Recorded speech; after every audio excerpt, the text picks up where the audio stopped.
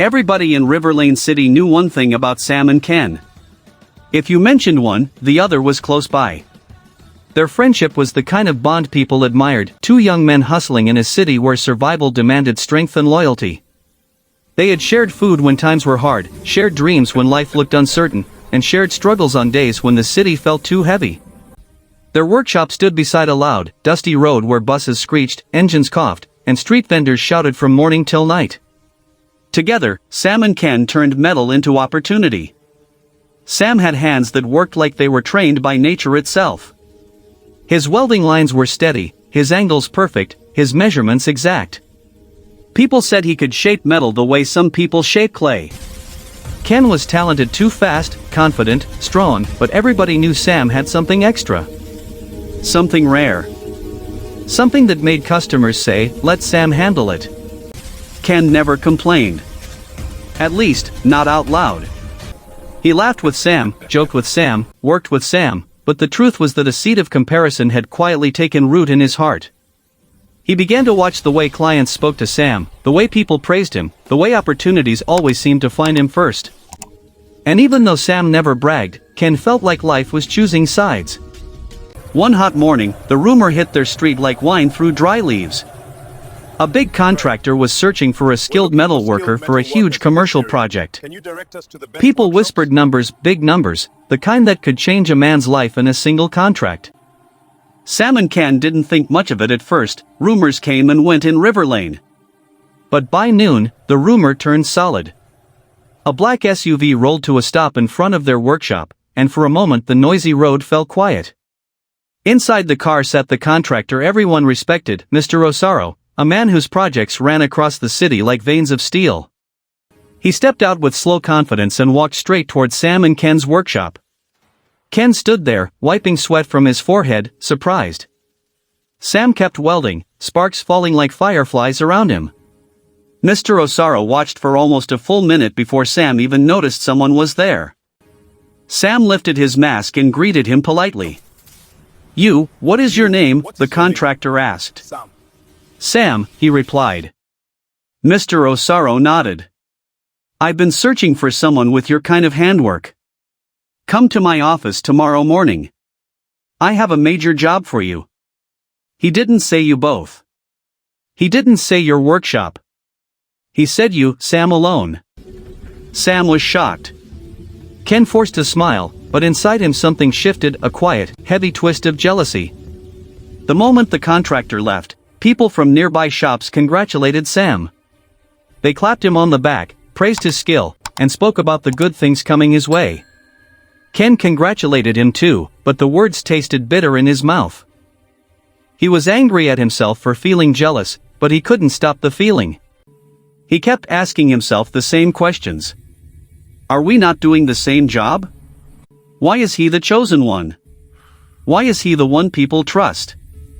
That night, Sam couldn't sleep because he was grateful. Ken couldn't sleep because he was jealous.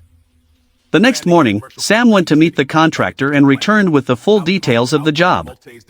It was bigger than anything they had ever done in metal frames, support beams, custom structures. The payment was high, the deadline tight, and the expectations even higher. Sam felt honored and nervous. Ken pretended to be excited, but his heart was already turning dark. As Sam began the project, he worked with a level of concentration that impressed even the street vendors. He came earlier than usual, stayed later than usual, and barely spoke while working. Meanwhile, Ken watched him from a distance, noticing how people admired Sam's dedication. Every compliment that Sam received fed the fire of envy growing inside Ken. It started small, tiny acts of sabotage. Ken quietly moved Sam's most important tools to different spots so Sam would waste time searching. He mixed up Sam's fresh metal with rejected scraps. He tightened bolts on the wrong side and loosened bolts on the right side, just enough to cause mistakes later. Sam noticed the strange issues but blamed himself. He thought he was tired, stressed, or losing focus. He didn't imagine, not even for a second, that Ken, the same person who used to share bread with him, was the reason behind his troubles.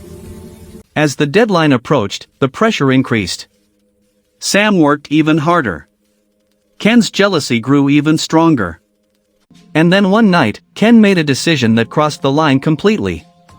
He contacted Mr. Osaros secretly and said, "If Sam fails this job, call me.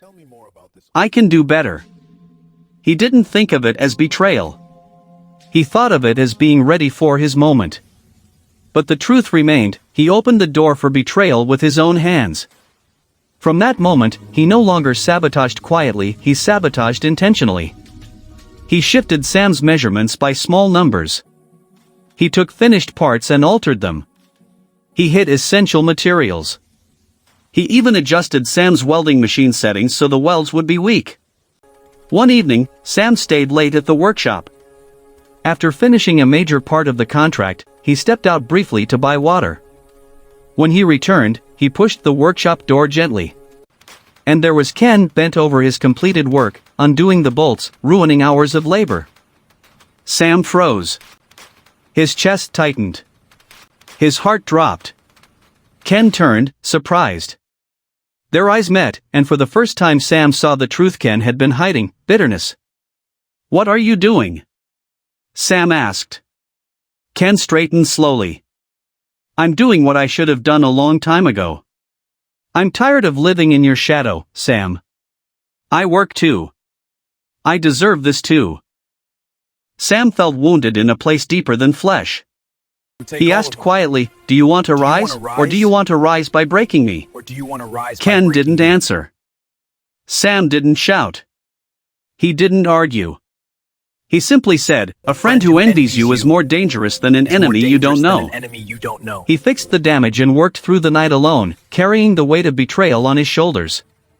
The next day, Mr. Osaro arrived for the inspection.